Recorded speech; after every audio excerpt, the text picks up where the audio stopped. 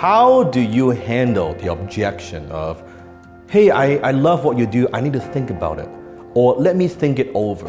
Now, what happens when your prospect says that to you? I need to think it over, let me get back to you, let me think it over. You never hear from them again. Comment below if you have ever experienced that. That's the problem. Now, in my previous video, I've talked about where you can click somewhere here.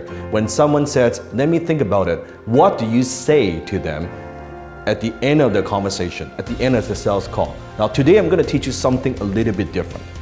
I want you to think about the sales conversation you have before, during, and the end, kind of after. I've taught you how to handle it when it's near the end of the sales conversation. When someone says to you, hey, I need to think about it, yet I taught you how to do that in the previous video. Today, I'm actually going to teach you how do you prevent that so they don't even say that to you. You don't need to talk about, oh, I want to think about it.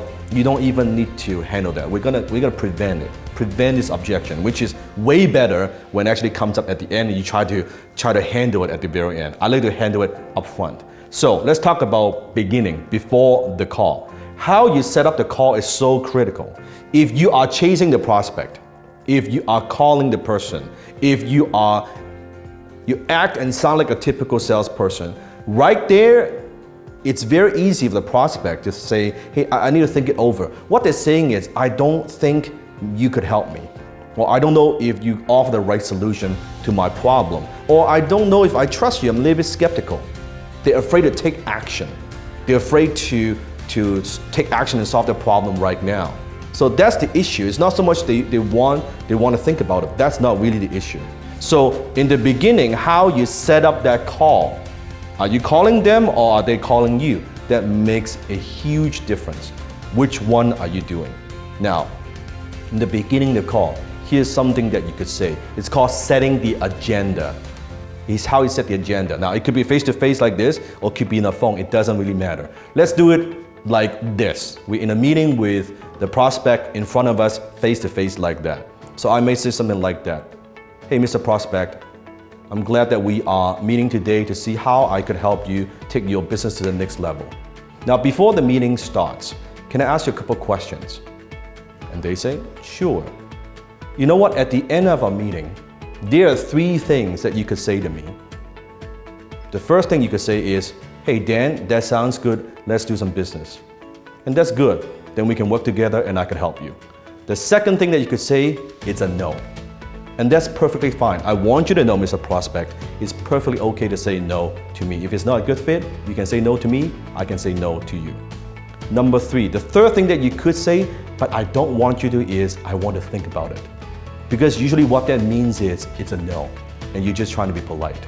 So before we even proceed, can we make a simple agreement that at the end of this meeting, you would say either a yes or a no, but not a I want to think about it. Is that fair? Boom, I have set the tone, I've set the agenda, that's how it's gonna go. Then it's very difficult for the prospect at the very end to say, oh, I want to think about it. No, we have agreed up front. That's the rule of engagement. We're not gonna talk about one thing about it. And so at the end, you're not like trying to chase them and say, oh, what do you need to think about? Let's think about it together. Oh, is it the price? No, you're trying to justify yourself too much. You're trying to justify your value. In this case, I just say that up front. Very casual, very fair. And if they give me resistance, I would say, you know what? Maybe before even do this, maybe on the phone, before even proceed, before even meet face to face, why don't I send you some more information? When you're ready, when you want to do this, then let's have a time to talk. Then maybe I send them some more information. I send them some more videos. I send them some more case studies. Send them some more proof. I don't want to talk to a prospect unless I know I properly qualify them. They are pre-qualified and pre-interested to buy what I have to offer. Why would I waste time? So you can use tools before the call to set everything up. So then when you're talking to someone on the phone, you're spending your time, notice the word, you're spending your time with a qualified prospect. So that's what you do.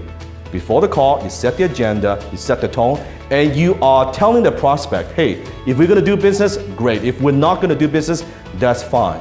But let's not waste each other's time. You're a business person, I'm a business person. You've got money, I've got a solution. Let's exchange. You give me your money in exchange of the problem. If you don't want to spend money, then keep your money, but also you keep your problem. And that's how you do it. So next time, before you do any sales call, try the technique, set the agenda, and see how people react. And I think you'll find you eliminate that objection. I need to think about it. Let me think it over. Rarely do I hear that. Comment below and let me know how this technique works for you.